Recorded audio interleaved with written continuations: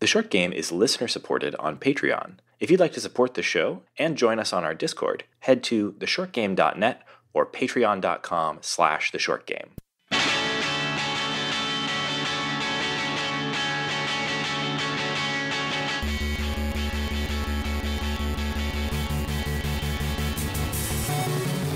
Welcome back to The Short Game. This is a show about short video games, games that respect your time. I am Reagan Kelly, and I am joined this week by two fantastic co-hosts, Nate Heininger and Shane Kelly. And this week, in a kind of follow-up to our favorite mechanics episode, we had a really good discussion after that. You know, I had a lot of fun recording our episode about some of our favorite mechanics. We all kind of brought some favorites with us. We talked about what we liked about them. It produced a really fun conversation on our Discord where other folks were sharing specific fave mechanics. But one specific suggestion, and I should have searched the Discord to find who it was that suggested this, really tickled me. Somebody was asking, will you do an episode on your least favorite mechanics? Kind of a good idea. And that had just enough trash fire energy that I was like, yes, that is the thing we're going to do. I love it. So this week, we're doing another one of our topic-based episodes. We're not reviewing a specific game, but we're going to talk about some of the mechanics that we have encountered in games that we hate. And I'm going to try to get as specific as I can, because specificity is the soul of butthurtedness. Of hatred. Yeah, this is a different vibe for us. You know, we really try to just bring out games that we are enjoying, games that we think you should play. That's not 100% of the case. Obviously, sometimes we have mixed opinions on the games. Might have seen that in a recent episode on Dredge. But for the most part, this is a positivity-focused show. But today, we're throwing that all out the window, and we're going to complain about some things that we don't like in video games. Absolutely. And I'll lead us off. We're jumping right into it. No banter. Yeah, I'm jumping right into it because I have been saving this one. I've been nursing this game grudge. I can for see steam I think 9 years. Reagan's ears right now. Oh man, let me tell you, he looks like Dr. Robotnik. So when we first started this show, I had a big list. You know, we're talking 2013, 2014. And I went and made a big list of all the indie games that I thought might potentially be fun for the show, right? Things that I thought would be short enough and fun and interesting and neat. I don't know if you remember this because this is a long goddamn time ago. But one of the games that was on my very first list of games to check out for the show was Teslagrad. Do you remember Teslagrad, Nate? Yes, I do. Did you play any of it?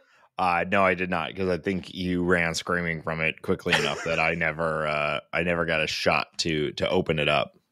Yeah, so let me get specific here. Teslagrad is a very good game. It's a puzzle platformer. It's a really good puzzle platformer. It has lots of really cool physics and sort of lots of puzzles that use physics and magnetism. This was, 2013. People were still like high on the hangover of Portal or Portal 2 maybe, right? And physics-based platformers and stuff were still very hot. And Teslagrad was a very popular game on Steam. This is timely, by the way, because Teslagrad got a remaster. There's Teslagrad 2 is out, and Teslagrad, the original game, had a remaster this year, like in April. So, I've actually had my finger over the buy button for the remaster, thinking maybe I should give this another try. But the thing that's been keeping me from it is I played 100% of the way through that game. Preparing for the show, I loved it. I played a lot of it. And then I got to the very end of the game where you're supposed to go through a boss door. There's a door to the final boss of Teslagrad, which I think is some kind of a king. It's been a long time. I don't really remember anything about the story. King shit. But you're about to go fight the evil king or whatever. And the boss door has a big number above it. And it's like, oh, those random collectibles that seemed like you didn't care about them for the entire game? They're scrolls. Oh, you need 15 of those to make it through the boss door to beat the final boss. And I I hate collectibles, right? I don't love Right. collectibles. I don't go out of my way for collectibles. Even in 2013, like, this is the short game. I'm trying to play this game as quickly as I can. I'm not going out of my way to collect these collectibles. The only collectible that you're collecting is checking off items from the quest list or what have you. Right. You're walking right past the scroll that's a double jump away from you. Well, I wouldn't quite say that. I did collect a number of scrolls, but 15 is I don't know exactly how many scrolls there are in the game. That's not all of the scrolls, but it's a very significant number. Probably at least half. And not only, so Teslagrad is a big game, big map. It's possible to backtrack in it, but it's not easy because everything requires a lot of like weird physics stuff to get from point A to point B. You get some additional mobility mechanics and whatnot, but backtracking in that game is not nothing. There's no fast travel. It's all, wandering around and, going through different platforming challenges. So I get to that boss door and I can't get through the boss door to fight the final boss. Without collecting, if I remember correctly, something like 5 more of those scrolls. But also, there was no way to tell. I could look up a list, like here's all the scrolls in the game and where they are and how to find them. Right? Okay, theoretically that's fine, but I have no way to tell which of those scrolls I have versus the ones that I don't have because they're all identical. And the whole game is like, it's just really not set up for that kind of backtracking. And there's no map with glowing, at least this has been almost a decade since I played this game, so maybe I'm getting some long small details wrong here. Yes, very long grudge. Yeah. But like, it was totally not practical without essentially playing the whole game again to go back through and like checklist all of these scrolls until I had enough. And I just rage quit, and we never covered the game on the show. And I've hated it ever since. I just was so freaking mad because I was right on the boss door, like standing in front of the boss door, right? Ready to finish the game, triumph nearly in hand. And then it was just like, screw you. You didn't collect enough of the random shit that we didn't tell you was all that important. I was like, these are optional, right? Like whatever. Like you can walk right past them. It's not like you have to collect them in order to progress. Oh, that made me. So what this really is to me is, I think this kind of collectible, or like having some way to gate your, completing the game, is one thing. But what it created for you is a huge pacing issue. You had this, like, you were hurtling forward, you're ready to finish the game and beat the final boss, and the game said, well, hold on, slow down. What you really need to do is appreciate the finer details of our level design a little bit more. Why don't you go walk around for a while and look for the little blue things? And I mean, that's an issue. And this seems like it was a very well-reviewed game. I don't remember exactly the details there, but like puzzle solving platformers are a kind of game where like the pace is usually pretty slow. Like you're wanting to kind of you kind of expect to collect a bunch of these things. We did Grapple Dog. That one does exactly this, right? So we haven't done I've been playing. We didn't do Grapple We haven't Dog. done an episode on it yet. Listeners, we're discussing. We're in talks with our agents to see if we can cover Grapple Dog. Our dogs are talking to the Grapple Dogs Yeah. to see if we can come up with a good time for an episode. Maybe that's why we haven't covered Grapple Dog yet. It's because Reagan is allergic to having doors with a number at the top of them, and Grapple Dog is absolutely rife with that. But I am enjoying Grapple Dog. Well, I think it's that pacing makes sense, and it's just unclear gating. With Grapple Dog, like you learn pretty quickly, like, oh, these collectibles are instrumental for progressing into the next phase of the game. So I know when I see one, I should make every effort to get them. But I also recognize that I don't need to 100% these to Reagan, progress. In Teslagrad, was this the only door with a big number at the top? As far as I remember, it's been like 10 years, but like, as far as I remember, this was the only time when it gated you based on the number of scrolls that you had collected. Also, scrolls could be hidden. So, like, you could go through a room. Like, I had no assurance that if I did just backtrack through the game, that I would find the scrolls. It's not like I saw them and was like, I don't need that.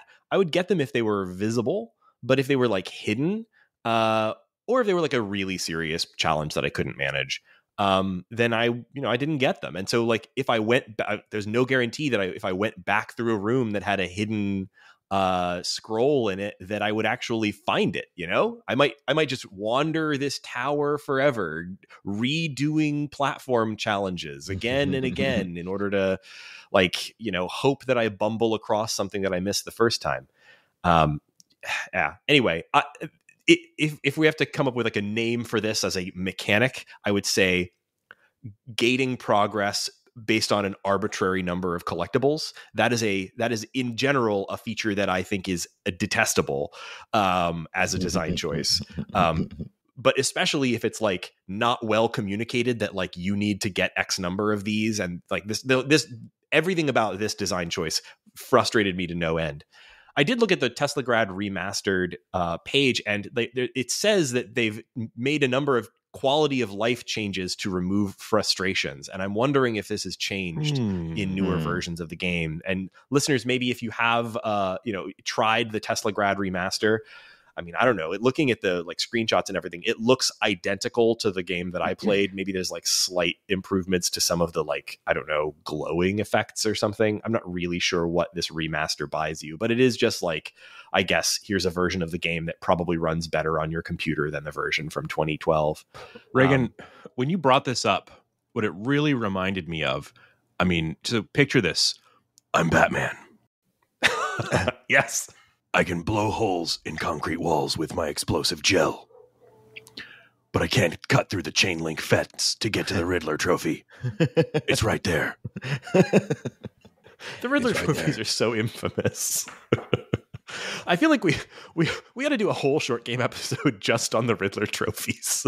I think that'd be a great conversation. We should do a special short game stream where we just try to get Riddler trophies. But we all have to do it in our own Batman voices. Do you remember when Robert Pattinson starred as me, Batman? Of course I do, Batman. Do you remember how when he wanted to fight the Riddler, he had to collect 300 Riddler trophies? My favorite part of the movie. This is dumb. This is really dumb. Reagan, I have a question for you. You've been carrying this with you for nearly 10 years now. You started hovering a little bit as you really got into your rant. Do you feel better now? Is this what you needed? Is this why this episode is happening? Yes. Yeah. I feel purged. Yeah. I am I have become clean. What does a Catholic priest say when someone's, like, shared their sins? I don't know. I think I need to be given, like, penance. Go say some prayers. You are free. Free from your burdens, my child. Nice. Thank you to you both. I feel I feel fully purged. All right. Well, now that Reagan has collected all 13 treasures of rule, I'll give my first. Is that a reference to the Pirates of Dark Water? Yes, I knew you would pick that up. I don't know that any of our listeners would. The thing that I wanted to throw out for just a huge turnoff. These are you guys know my gaming turn-ons. This is my gaming turn-off. Is pixel. I'm not calling this episode our gaming turn-offs, Shane. Just okay. I thought that would be that people will click. My guy, you gotta get those clicks. I'm kind of not sure what to call this exactly, but I'm kind of on record on the podcast as being the guy that does not really like point and click adventure games. And the funny thing about that is when I was younger, I totally was the guy that liked point and click adventure games. Like, I played a lot of these, the old Scum games. We played most of the Monkey Island games. And but the thing that in those days I would always just have to look up on a various online forums would be the solutions to the point and click puzzles. And there's two things that can go terribly wrong in these point and click puzzles. One is they just don't make any goddamn sense. And 2 is that you're pixel hunting, trying to find the thing that you need to click on. It's almost hard to narrow this down because it's such a fundamental piece of the point and click adventure game genre, where like a huge part of how you progress through these games, I'm thinking particularly of some of the most ludicrous examples are in like the Sam and Max games, where it's like you have to go to 6 different places around the world and collect stupid items that you only know you can pick them up because you've swept your cursor back and forth across the screen like a metal detector, waiting for it to light up. And when it does, you add like a fish and a piece of rope and a rubber chicken to your inventory. And now you get the exciting chance to try to combine all of these items. Well, you can't combine the rope and the fish, but inexplicably you can combine the rope and the rubber chicken. And now that you have a rope attached to a rubber chicken, which can never be separated, now you have to find the inexplicable keyhole for that object somewhere in the world. That, to me, is not gameplay. That is just sort of random chance encounters and recombining of things. And in order to get there, the efficient way to play that kind of a game is to obsessively try everything with everything. And if that's your vibe, like, great. It's not for me. We've talked a little bit about games that we did not end up playing for the show, or that we dropped. I was really excited to try a game called Thimbleweed Park. That one played that. I'd still like to, but I suppose you're going to tell me why that would be dumb to give that a try. No, you wouldn't be dumb at all to give it a try. It was, I would say, very popular. Aesthetically, I thought for sure that it would be a hit for Nate, because it's kind of inspired by Twin Peaks. And I know Nate's a big fan of Twin Peaks. Yes. This game is very clearly inspired by the early principles of these kinds of adventure games, where you have explicit, like, verb action commands that you can use, which in general, I actually do like that, because it helps prevent some of that like bizarre mix and match, try everything on everything kind of gameplay. So it has a lot of DNA in common with Maniac Mansion. However, I have over time become so reactive to this particular game mechanic of collecting various keys and shuffling myself around the map and trying them in every possible keyhole, trying to hand everyone to everyone, hand everything you can pick up off the ground to every single NPC. And each time you do so, they say something like, "I don't want your garbage."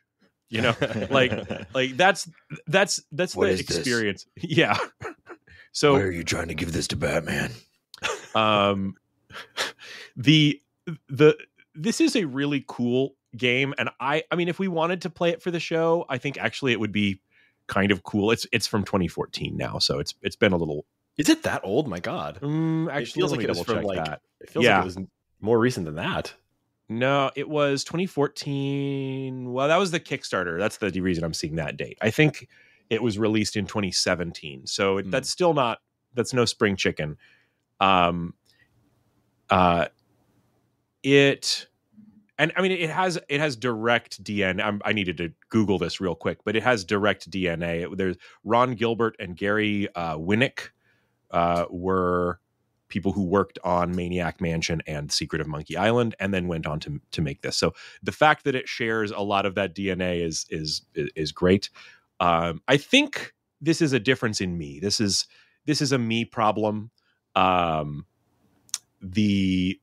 young man that was happy to look up the solutions to puzzles on internet forums, or try to like glean hints from GameFAQs text files, I think he is gone now, but that spirit may still live on in you. So if that's true, maybe you should go and play this game. But this doesn't just extend to this game. I'm kind of picking on it. Honestly, my issue extends even to modern games. That the pixel hunting element is present in lots of modern games. I'm in the middle of Baldur's Gate 3 right now. And at first, I was certain that Baldur's Gate 3 was going to absolutely fail on this test for me because there's lots of things to pick up. Most of them are useless. It's like, hey, you got a piece of mugwort. Congratulations. And they're often very, very small items. I did find that there was a button that would make everything interactable, kind of, or almost everything interactable, because not fully reliable, light up on screen and show you its name. I ended up rebinding that button to one of my extra gamer mouse buttons, and while I am playing, I keep that button depressed nearly all the time. Good idea. The pixel hunting and object collection lock and key puzzles are the thing that I could totally do without. Yeah. I agree 100%, Shane. I've never been a big point and click adventure fan for basically the exact same reason. And I also appreciate Baldur's Gate's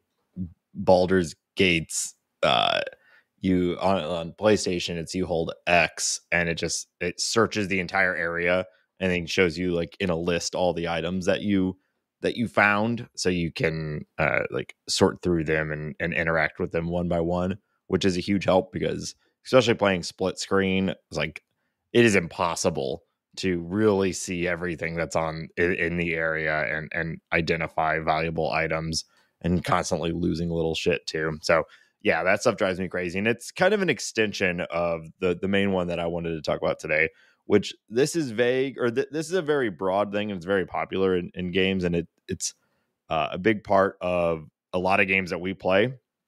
But it's really like a personal issue that extends into video games for me, which is that I'm horrible at finding shit.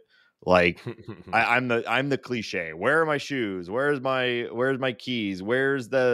I just had, if I'm working on a project, I could never find like, oh, where'd that tape measure go? Whatever it is, I'm like constantly, partly because I'm blind and partly because I'm just like stupid, and like I could just you're a baby with no object permanence. Yeah, basically, I'd never matured enough to get that object permanence feature that most of you have, and so pick that perk on the tree. Yeah, and so in video games, I have the exact same problem.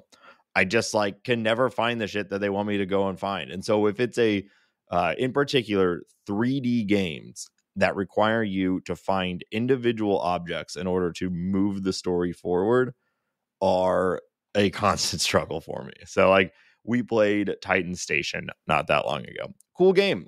These types of games often have some of the best stories, which is what makes it the most frustrating for me when there's a damn clipboard on a table in the corner of the room that I didn't find, and it is the thing that I need in order to progress the entire story forward. And it is made particularly worse when it's a large environment and I'm running from room to room to room, re-scanning every table, every bookshelf, everything for what is the one little item that I can't find. And I end up Googling it or something and finding a tutorial. Then I have to watch the whole video of them going and be like, oh, damn it, it's right there. It's just sitting there on that table. I just didn't go to that table or went to that table and didn't see that item. And it drives me crazy. And it kills the progression. It cuts me out from the story that I want. It's super immersive breaking, especially in a Titan Station when you're like, oh, there's a sense of dread. There's a sense of timeliness to this, and I have just spent an hour running from room to room looking for and I don't even know what I'm looking for. I just know there's something that I have to find that's going to give, I think it's in this case, it was a password. And so I'm just losing my mind trying to find something that I vaguely know what I'm looking for, and I just can't find it because I can't find my shoes. How could I find this stupid clipboard? And so that sort of stuff drives me crazy. Now, one of my favorite games of all time. Maybe the further and further I get away from it, the more and more I think this just is my favorite game of all time, Disco Elysium. Now, it's not a full 3D space, it's isometric, but the whole game on that is just going and finding items and talking to people and things like that. Same sort of concept. It is easier in an isometric viewpoint because you have sort of a more fixed lens, but they have a feature, much like what you were saying with Baldur's Gate, where you can cycle through the interactable objects that are on the screen. And that's all I need. Just give me something that lets me that helps me identify the stuff in the room that I can interact with, and I'm great. I think any game that is story focused, it can't be the developer's wish that you get stuck trying to find this sort of stuff. So add these little tools in, and I'm right back on board. But when I'm just stuck out there, especially in some of the game, what was the game we played where it wasn't just the 3D space, but there was zero gravity? It was also in space, right? So you could float around, and that game drove me crazy because now, was it Observation or something like that? Oh yes, that's it. Yeah, it was that. I think Observation is the name. Yeah, it was sort of a floating through a space station. Yeah. So now I've got every access. I think I wasn't on that episode, but it looked really good to me. I mean, it's like a cool game, but now I have to find shit on every possible axis, and so I'm just I almost got sick playing that game because I couldn't find the stuff that I'm supposed to find, and now I'm just floating around. It drives me crazy, and I think it's generally a solvable problem with a few things like what we've talked about with Baldur's Gate or Disco Elysium, and so whenever that's not the case, I'm just gonna struggle through this game. And it has been over and over and over since we've done this show. Gone Home, Firewatch, was it The Vanishing of Ethan Carter? I don't know. There's a ton of them. These walking simulators. It's almost always a core part of those games. And there's always you have to find the thing and pick it up, and that's how the game knows that you are paying attention, right? But if you don't pick the thing up, and I'm I remember that specifically in Everybody's Gone to the Rapture. Mm-hmm. I have this is particularly bad in games that have a really naturalistic set dressing style. Right. The level design is full of everyday objects, and mostly when these things are set is so often a little bit post-apocalyptic, where everything's a little bit dirty and cluttered, and all the stuff from the table is on the floor now, and you're trying to find that one object, and unless they light it up, they're kind of expecting you to just try everything. It's very similar to that, sweeping your cursor back and forth on the screen. You look around, and at some point your crosshair or your cursor is going to change from gray to yellow, and that's how you can progress the game. And it's a bizarre way of checking to make sure someone has looked at everything. Well, I imagine some people like this. These are very popular genres and very popular games often, and I think the sense of exploration and discovery is something that people enjoy. But because this is a problem for me in real life also, this just feels like now I'm just experiencing my personal issues in a fantastic realm. Cool, I'm glad I'm on this space station. Shit, where's that fucking clipboard? God damn it, I want to explore this awesome space station. I'm in a video game. I don't want to be reminded that I can't find shit anywhere, And this is just every game. I'll be playing Tears of the Kingdom, and I'll be running by him. I'll be you ran right by a mushroom, you ran right by some Hylian herbs or whatever. Oh damn, I didn't even see it. I just ran right past it. It's every game. But when the whole game is dependent on you finding that one little thing to move it forward, it drives me crazy. That for me, that problem is sometimes it's a problem when my ADD is acting up, or I'm got that tunnel vision, or even I just don't know what the thing is. But I think it's overall, I don't think that's necessarily a mechanical problem. But that said, a lot of the things that are on my list for this are not mechanical problems. The next thing I was going to talk about is something that is 100% a me problem. And it's something that like a mechanic that I know zillions of people adore, and then that just doesn't work for me similarly. And that's photography games. Yeah, I've got several favorites in this genre. Really? Okay. So like the thing, I was trying to pick a specific example of a place where I'd bounced off of a game because of this mechanic. And the most recent one that came to mind was Umurangi Generation, which was a game that got a lot of good buzz. It was really in my strike zone in a lot of ways. It had cool graphics, an interesting story. It had like progressive politics to it that it was wearing on its sleeve in a way that I thought was like interesting and had something to say about like climate change and stuff. But it also has, this is a little small minor spoiler if you haven't played anything related to Umurangi Generation, giant monsters like kaiju in it. Like I was like, this is going to be my shit top to bottom, right? And I'd listened to a bunch of people talking about it on podcasts, and I was nodding along saying, yeah, that sounds awesome. That sounds awesome. I was sure you were going to like it for sure. I'm still I have not played that one because you bounced off of it. And I was like, well, we'll never podcast about it. So what's the point? But, I mean, you can. I never stop you guys from doing an episode without me. But here's the thing. It's first and foremost, its main mechanic is photo taking. And in general, photo taking games, going back to Pokemon Snap, maybe earlier examples I don't know about, generally the way they work is here's a list of things you should take photos of. And you go and find the object in the space, you take a photo of it, and then it judges whether it's a good photo or not based on some kind of internal rubric about like, is the thing in frame? How large is it in the frame? Is it centered? Et cetera, et cetera, et cetera. And I don't know what it is about me, but like this has so many problems for me. I get a list of like, here's some photos to take. And the first thing my brain does is like, I don't care about that.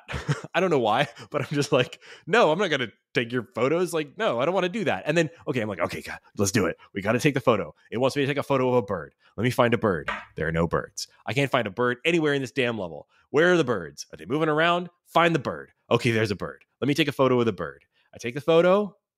There's no bird in this photo, says the photo taking mechanic. I'm like, wait, no, there is a bird in the photo.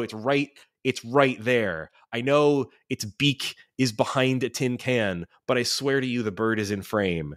Take a photo again. There's no bird in this photo. What is wrong with you? Yes, the bird is in the photo. I've just I take that initial photo and it's like, now get a photo with two birds. And I'm like, I don't want to. Like, I hate this mechanic. I hate taking photos in games. I like taking photos in real life, but only of my kids, man. If they made a photo game that was like, take photos of your kids and my kids were in the game, I'd be snapping up all kinds of photos. But like, I don't care to take a photo of a sign. It's usually take a photo of a sign, take a photo of graffiti, take a photo of someone smoking a cigarette. And it's like, first of all, this is not how photography works, you know? Like, I've definitely played games where they have a photo mode, and sometimes I have some fun with that, but I don't usually spend much time on it. I know some folks really get into that and they like, composing the most beautiful photo or whatever. I'll play around with that. That's kind of amusing. It's interesting, but I don't love doing that. If they had a game that was like, I don't know, Diane Arbus Simulator, that was like, this is how they really took photos. That would be interesting. Like if there was a game that was actually about like photography in the sense that like, it was giving you actual real photography skills, but mostly those photography games are not like about learning how to do an engaging portrait or I've seen, I don't remember what it was called, but I feel like I have seen, there is some Steam game that's like an ultra detailed photography simulation that is like, in fact, a quick Google search turned up a couple, but actually these both look like they haven't come out yet. Maybe this is a genre. Maybe this is like on the verge of explosion. For me personally, I had a lot of fun with a game that I don't think we covered for the show, unless maybe we discussed it on like Cozy Game Corner like a few years ago or something. The game's called Paparazzi, which is a game where you take pictures of dogs in a town that's nothing but dogs. And that one hit for me. It was like the good thing about this kind of game is that they're easy to pick up and put down, and that they're pretty chill. And Paparazzi in particular is very nice and chill. The thing that I think is best about the genre is it is that kind of explore the space walking simulator, but you do have like an objective that's going to bring you directly into engaging with looking at the environment, right? Like that's what's good about these. Like what you're describing, Reagan, is everything bad, and it's kind of why this isn't a genre that I think lots of people are wanting to experience lots of games from. If I had some highlights, it would be probably Paparazzi, probably Pokemon Snap, but everyone already knows about that, and maybe Sasquatchers on the Playdate. Oh, that hardly counts. That's more like a it's Advance Wars meets Advance Wars. game. Yeah, that was such a neat game. I didn't finish it, but it was really cool. I was also going to say, like, this does not apply to recent short game fave Viewfinder. That is a game about framing photographs, but it does something so completely different with it that like I adored that. I loved taking photos and then using them as part of a puzzle. I think if the photographs were more part of a larger puzzle or system like that, I think I might have had more fun with games like Umurangi Generation. But just sort of like, here's your checklist, go take photos and log them, or whatever. That doesn't do it for me. There was another game that was a game that I was eager to play for the show because of its vibe. It was called Season. I think it was Season: A Letter to the Future was the subtitle. And it came out maybe last year. And I was like super into its trailer. And then I realized, oh, it's a photography game. And I was like, pull the ripcord. But yeah, I don't know if other folks want game. What was that squirrel game we did? Oh, Nuts? That's right. Yeah. Nuts. Nuts was cool. Yeah. That did have photography. I liked Nuts. And I forgot all about that. That was a good one. Yeah. So maybe it's not universal. Like there's exceptions. But like in general, being like told like, here, go take a photo of graffiti on a wall. I just like not into it, man. I don't think I've ever truly interacted with the photo mode of any game ever that has it, unless it's a required part of the game. Like when it's almost every 3D space, like open world game now has it, where you find a rusty old camera or something that gives you the ability to take photos, or like in Tears of the Kingdom when your iPad or whatever gets updated and now you can take pictures with it. I just never interact with it. I think I've seen some people who have, and it's cool, and that sounds like that's something that they enjoy, and so we're not trying to yuck anyone's yum here, but boy, howdy, I should also totally say, like, this is a me thing. I am not saying this is a bad mechanic. I think that it's something that I just don't enjoy for one reason or another. I think that's this entire episode. Like, obviously, we're talking about very successful games that we've played, big genre elements. But the point here is the stuff that we personally don't like for whatever reason, whether it's a specific experience like Teslagrad or just like a personal distaste like these recent ones. Well, the last thing I want to throw out is kind of a twofer. I think these two, unfortunately, today often go hand in hand. So I'm just going to do two at once. Number one is microtransactions, and number two is random loot drops. I have what no do you mean you on the short game don't like microtransactions? I mean, I it almost goes without saying, but I think I just have to complain for a few minutes about the state of games for kids today. The kids today are growing up with touchscreen devices that have a connected app store, and so. When I was a kid, if someone wanted to sell something to me in a predatory way, they had to go through my parents. But today, they can do it directly. I'm speaking directly about kids' games because that's where I'm seeing it the most. This is actually out there at every age level. Adults are, games are targeted at adults that have these exact same issues. But the ability to pay for something directly inside of your game, I personally think cheapens the entire experience of the game. And this kind of goes in hand with the free-to-play ecosystem as well. Almost nothing great has come out of that entire business model for games. And like, it is becoming the entire games industry across several of the most important platforms that we have. I don't know if you guys have had any experiences with this yourselves. I try to avoid it, but I'll stumble into these games that seem like a great puzzle game or just a fun distraction, and then you scratch the surface, and the game really isn't what you initially thought you were going to spend your time on. So honestly, the microtransactions element, that almost doesn't need to be explained too much. I freaking hate it. There are so many ways that it changes the basis of like the gaming experience from being something where you're going to spend your time to being something where you're trying not to spend your time, right? And instead you're spending your money. So set that aside. I have been suckered in many cases by things that have random loot drops. And this can be exciting. This is something that can be used well. But there was a time where I had to realize, like, the fact that I'm playing the same level of Destiny over and over again, hoping to get the one thing that never falls out of the dead guy.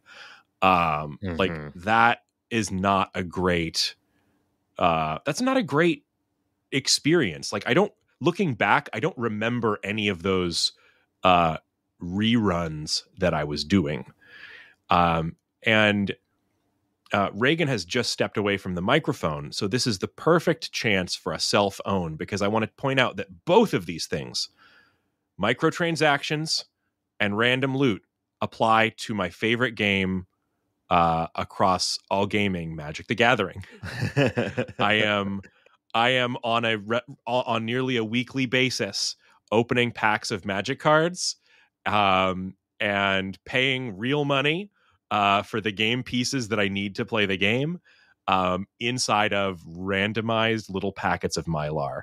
So yeah, there is something to be said though for the physicality of it. You know, you're paying for that experience, and you're at least taking something home with you. With these games, that it is like you're just purchasing more opportunities at a random loot chance. You know, that's how I justify it to myself. Yeah. However, that's also how the game creators really try and justify it to the buyers. Right. And when you're part of a game like that, you know, as I am, you're also in an ecosystem that is dependent on whales that are propping up your entire hobby by spending ludicrous amounts of money, which doesn't always feel great. Reagan is now back. He had to step away for a moment. Reagan, nothing happened here. You did not miss me talking about Magic. There's no opportunity to ring a bell that you like to ring whenever Shane is talking. Yeah, Shane, it drives me crazy. I was going to interject that I think it's very funny, Shane, that you, the Magic the Gathering player on the podcast, took a bold stand against microtransactions and random loot drops. This was an intentional self-own, Reagan. I have to be honest with my audience. So that is exactly it. Like those are things that have been invented and can be used well.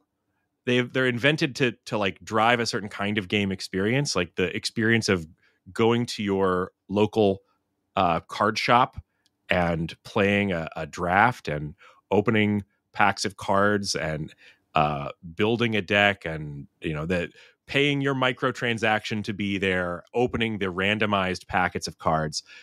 That is an experience that is a valuable experience, and I think it's worth doing and worth paying money for.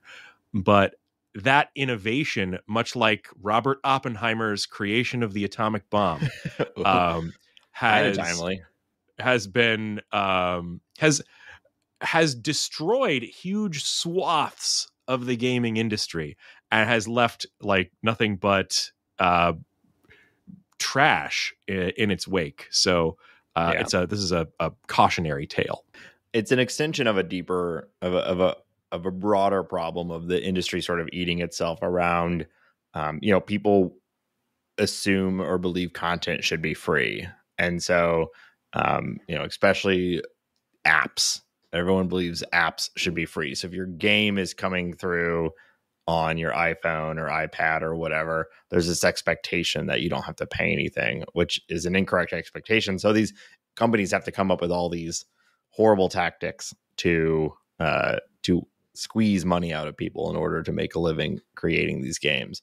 Not excusing it, but it's like a fundamental problem with the internet and with our content creation and people's expectations. And so you end up with this system where it's exploitive because the base population believes that they shouldn't really have to pay for most, like, access to most types of content.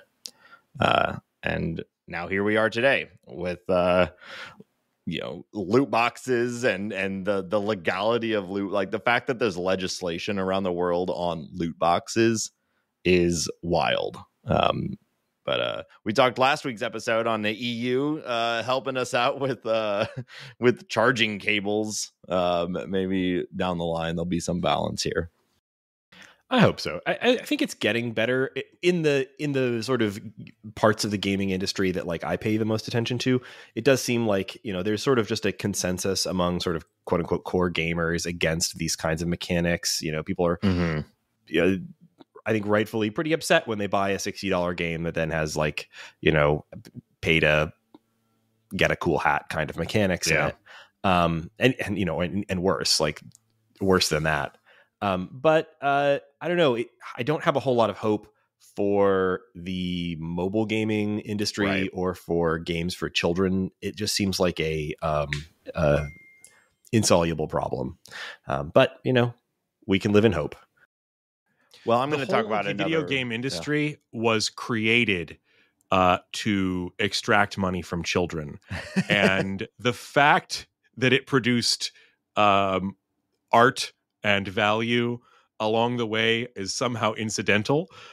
So I think it's extract money via children, not from children. Children don't generally have money. That you're getting it through the kids, from the parents by way of the kids. Which it sounds like your kids need to get a job. I've been trying these damn labor laws, but let's talk about something different. My last one is another sort of large genre that just it's never clicked with me, and I bring it up because we're about to enter into that season again, and I thought it would make sense here. Which is, I have never been a big fan of parser based games. So with IF Comp coming up, dare you? I know. And I try to be thoughtful about that when we go into IF Comp, because I know it's just a system that I don't click with. And so I try not to hold it against the games, because, like, I think it's one of those things that I've always wanted to click, love. you type. You don't click, you type, but it's the same sort of problem that I have with the sort of open world trying to find the specific object. And this one I've always wanted to love. There's a scene from what is it, Big, where he's playing like an old version of this game. Like, as from a kid onward, I've always wanted to love these games where I you remember type exactly the scene you're talking about. Yeah. It's like typing in, like, use ice lightning staff on whatever it was. Yeah. I've always wanted to love these games because, in theory, you want it to feel like a D&D type thing, where you have all these different unknown options, and it's your creativity, your ability to piece together a statement that creates something fun and unique and interesting, and that plays out in the video game. You are standing in the cavern of the evil wizard. All around you are the carcasses of slain ice dwarfs. Yes, exactly. That was a great scene in Big.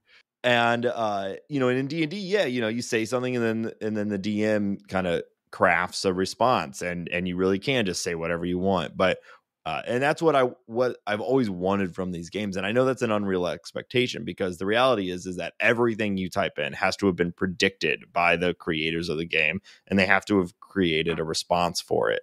And being able to nail that specific thing that you're supposed to say to move the story forward, I've never been good at, and it's always driven me crazy. And I just don't enjoy it. Now, I know some modern parser games have really tried to solve this. We talk about the Wizard Sniffer a lot on this show, and other games like that, where they really narrow down the verb set, and that's part of the game, is you only have a couple things that you can do, and you have to use those specific tools. And those games I have enjoyed more because it solves for that problem. But generally speaking, I just don't have the patience for a game like this, where I have to try a ton of different statements until I can figure out the one that is exactly right for the situation. It's totally fair. And there's a reason that like you don't see a lot of like parser games hitting the mainstream these days. I think a lot of folks have that difficulty. I do wonder if maybe we'll see that getting better with, not to derail, but like AI language models and so on. Like, I wonder if like the improvement of like natural language, just, text processing in general, will lead to maybe people rediscovering this model. Because I think you could totally, build some of, like, there's things like AI Dungeon that are like totally on the like just let the AI hallucinate kind of mode. But even just using some of the more modern approaches to text processing via these like large language models to enable just looser dialogue with the computer about game state. Like, I would love to be able to just, even in non-text only types of games, it would be nice to be able to say like, do XYZ, and then just have the game understand it in a more thorough kind of way. So I had a moment a little while ago where I read a really interesting article about a sort of a different sort of intersection between large language models and interactive fiction that I thought was really cool. So they wanted a way to test so we've seen stuff like not OpenAI, like AI Dungeon, where it's the AI is kind of acting as the game engine, right? And it's you're telling it, hey, pick up the slain ice dwarf, and it says you pick up the slain ice dwarf. But in this article, they were using interactive fiction games as a way to test the language models, the kind of learning agents, and so what they did was actually create a text-based game that had within it a lot of like understanding cause and effect based puzzles, and then used that as a way to test language models' ability to understand. So creating literally a video game for an AI to play as a way of benchmarking it. So I think there's a huge intersection between text-based games and generative text AI.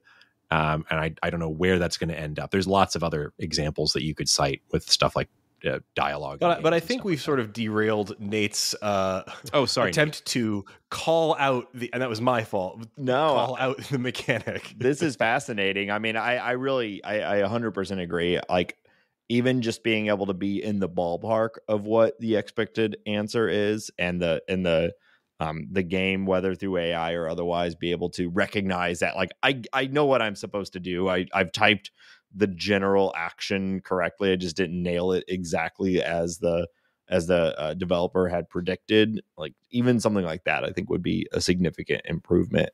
And this isn't a new gripe. I think, like Reagan said, I think this is shared with a lot of people. But it seemed apt to me to bring up, since we're about to get into IF Comp season again too, which I love and I'm very excited for. Oh God, we're getting into IF Comp season again. Yeah. Every time it comes around, it feels like, didn't we just do that? I know. I'm always excited for it. We always get good stuff, but last year we didn't fully conclude our IF Comp coverage, and I think that's the source of the I had a anxiety baby here. I think we need to find. You did have a baby, right? Our programming around it is different every year. Every year we tackle it with a slightly different amount of episodes or different focuses. Maybe we can. I don't mind that. This is our podcast. Yeah. No one's going to come and tell us that we are wrong for how we do it. But listener, if you want to, you can find us on Discord. Yeah. If there's anything you like about our IFComp coverage that you want us to do more of, or things that we're not doing with our IFComp coverage, let us know. Now is the time, because we're going to start planning it. And I think that's all the grousing and complaining that we have time for on this episode. But listeners, if you have a mechanic that you just think spoils games for you, whether you think it's actually a bad mechanic or just a thing that you dislike, why don't you come let us know in our Discord? Very apt name, perhaps, for this particular discussion. Some Discord in our Discord. Exactly. Yeah. So if you want to, you can join us by becoming one of our patrons. So if you want to find the show on the internet, you can go to shortgame.fm, which is a page where you've got all the links and buttons to all the different places that we do stuff on the internet, including our show notes, including our Patreon, our Mastodon, all the other places that we are. So join us, shortgame.fm, or you can go directly to patreon.com/theshortgame. And if you subscribe at even our lowest level of $3 a month, then you will get instant access to our Discord, which is a place we would love to have you, listener. We'd love to chat with you about the games that you're playing. It's a great place if you want to suggest games for the show. Most of the games that we play on the show come via listener suggestions, or at the very least, those listener suggestions get weighed very heavily when deciding between things. So we really appreciate all of our patrons for that, and all of our listeners. You can also contact us via our website. We've got a contact form on there, or an email address. We read all of those, of course. You can find me on the internet at Reagan.me, where you'll find links to all of my various social profiles. I'm mostly on Mastodon these days, but there's links to other places as well if you want to get a hold of me. And Nate, where can people find you? Remembering that I was going to make Nate.me so I could do the same cool stuff that you're doing, Reagan, but I have forgotten, so maybe I'll remember now. And yeah, you can find my socials. I'm Nate STL on the social platforms. And Shane, where can people find you? You can find me on Mastodon at Shane@bird.rodeo. And listeners, thank you once again for joining us on this episode of The Short Game.